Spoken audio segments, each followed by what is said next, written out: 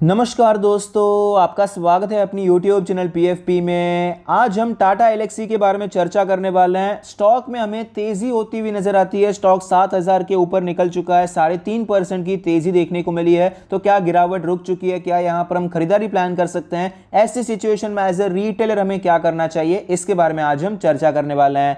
सबसे पहले कंपनी के फाइनेंशियल ट्रेंड के बारे में बात करें। रेवेन्यू प्रॉफिट कंटिन्यूअसली ऊपर जा रहा है। 2022 में ऑल टाइम हाई रेवेन्यू और प्रॉफिट रिपोर्ट किया है, जो कि क्लियरली बहुत ही अच्छी बात है। लेकिन रीसेंट क्वार्टर रिजल्ट इतने अच्छे नहीं आए थे, इसीलिए स्टॉक में फिलहाल गिरावट चल रही है।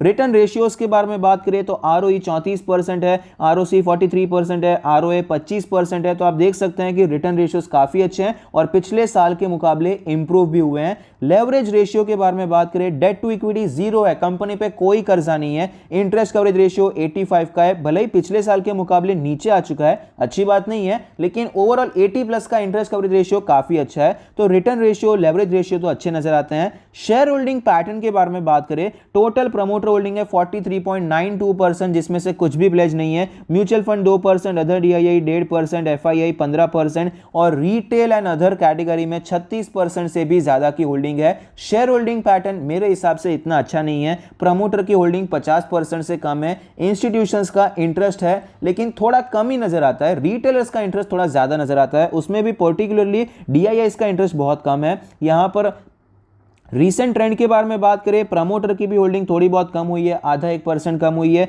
म्यूचुअल फंड, अदर DII भी माल बेच रहे हैं। FIIs यहां पर खरीदते हुए नजर आते हैं। तो रीसेंट ट्रेंड में भी नेगेटिव पॉइंट्स थोड़े से ज्यादा नजर आते हैं। वैल्यूएशन के बारे में बात करें, 65 का PE रेशियो है, जो कि हिस्टोरिकली एवरेज साइड पे है। प्राइस टू बुक रेशियो 27 है, जो कि हिस्टोरिकली हायर साइड पे है। सेक्टर का PE रेशियो 30 है, तो क्लियरली स्टॉक कोई सस्ता नहीं है, एवरेज साइड पे हिस्टोरिकली नजर आ रहा है, क्योंकि स्टॉक कुछ ज्यादा ही भाग चुका था, प्रॉफिट इतना ज्यादा नहीं भागा था, तो वैल्यूएशन महंगा हो गया था, इसीलिए हिस्टोरिकली एवरेज दिखा रहा है। बाकी ओवरऑल स्टॉक तो हमें महंगे वैल्यूएशन पर ट्रेड करता हुआ ही नजर आता है।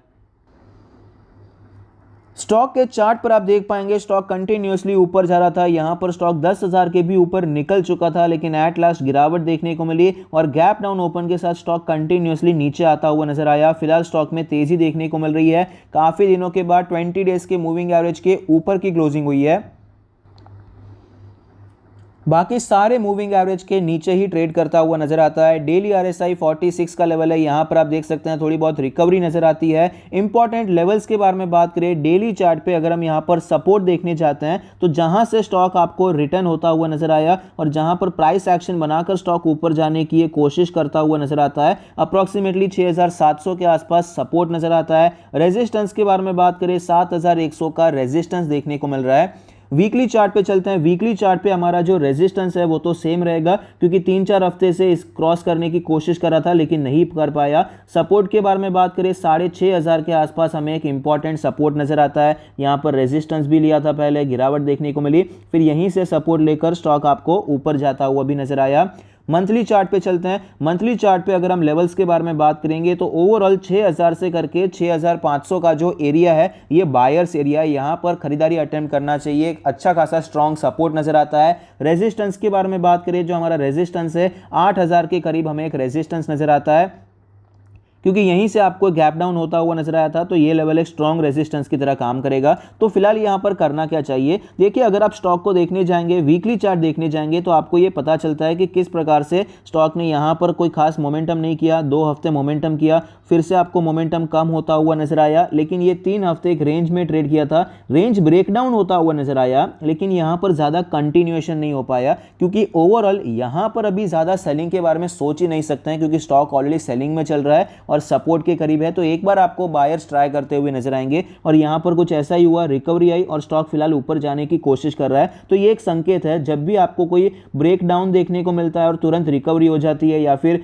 ब्रेक आउट देखने को मिलता है और तुरंत आपको गिरावट देखने को मिल जाती है, मतलब अभी ट्रेंड थोड़ा बहुत चेंज हो सकता है। अभी ट्रेंड क्या चल रहा था, ट्रेंड चल रहा था बियरिश, यहां पर एक और ब्रेक डाउन हुआ, लेकिन ये ब्रेक डाउन सफल नहीं हो पाया, स्टॉक जल्दी ही रेंज में वापस एंटर होता हुआ नजर आया। तो ये जो गिरावट वाला ट्रेंड था, अभी थोड़ा थोड़ा सा साइडवेज हो सकता है। ये नहीं कह रहे कि भाई स्टॉक इससे आपको कंटिन्यूसली ऊपर जाता हुआ नजर आएगा, ये तो मुश्किल है क्योंकि स्टॉक में जिस हिसाब से गिरावट हुई है इस प्रकार से रिकवरी करना तो मुश्किल है, लेकिन स्टॉक थोड़ा सा आपको साइडवेज होता हुआ नजर आ सकता है। ये जो भीषण गिरावट थी ये आपको खत्म होती हुई नजर आ सकती है, रुकावट यहां पर देखने को मिल सकती है। तो आगे का प्लान क्या रहेगा? अगर हम शॉर्ट टर्म के लिए काम करना चाहते हैं, स्विंग ट्रेड यहां पर करना चाहते हैं, तो अगर काम करना है तो 7100 के ऊपर ही करना चाहिए। अगर यहां पर एक पॉज कैंडल देखने को मिल जाती है, उसका हाई क्रॉस होता है, तो ये पॉज कैंडल के नीचे ही आप स्टॉप लॉस लेकर खरीदारी करने के बारे में सोच सकते हैं। 7500 का आपका टारगेट हो सकता है। पोजिशनल ट्रेड के बारे में बात करें तो पोजिशनल ट्रेड देखिए मैं ज्यादा लंबा तो यहां पर प्लान नहीं करूंगा क्योंकि स्टॉक में इतनी कोई स्ट्रेंथ नहीं है कि हम यहां पर बहुत ज्यादा बड़ी पोजीशन बना दे।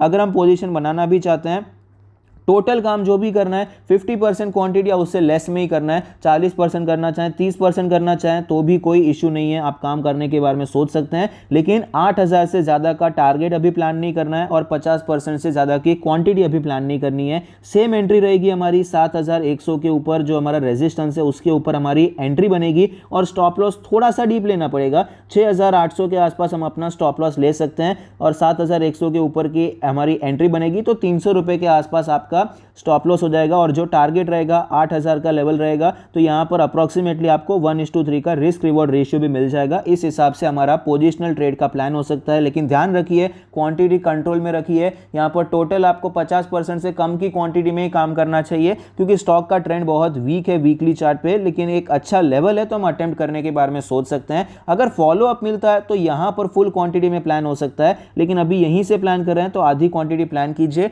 और यहां पर 8000 से ज्यादा का दूर का टारगेट भी मत रखिए। 8000 पे इस प्रकार से नीचे भी आ सकता है, कुछ इस प्रकार का टाइम करेक्शन भी आपको चलता हुआ नजर आ सकता है, या फिर स्टॉक यहां पर सस्टेन करके ब्रेकआउट भी दे सकता है। तीनों सिचुएशन में अभी के लिए हमें 8000 से ज़्यादा का प्लान नहीं करना चाहिए। इस हिसाब से आप अपना स्विंग ट्रेड और पोजिशनल ट्रेड प्लान कर सकते हैं। और लॉन्ग टर्म के बारे में बात करें तो टाटा एलेक्सी जब तक ये स्टॉक 6000 के ऊपर ट्रेड कर रहा है कोई इशू नहीं है। अगर 6000 के नीचे जाता हुआ नजर आता है तो स्टॉक काफ़ी ज़्यादा वीक हो जाएगा और स्टॉक आपको एक बड़े टाइम करेक्शन में जाता हुआ नजर आ सकता है। ये जोन जब तक होल्ड कर रहा है अच्छी बात है, यहाँ से कभी भी आपको ये थोड़ा लंबा टाइम लगेगा, ठीक है, यहाँ से सस्टेन करके ऊपर जाएगा, लेकिन अगर ये लेवल आपको टूटता हुआ नजर आता है तो स्टॉक फिर यहाँ पर फंस सकता है, यहाँ पर कहीं पर भी फंस सकता है। स्टॉक में आपको गिरावट देखने को मिल सकती है, टाइम करेक्शन के चांसेस इसके नीचे थोड़े से बढ़ जाएंगे। आई होप आपकी वीडियो पसंद आता है, कुछ सीखने को मिलता है। Thank you, stay happy, happy investing.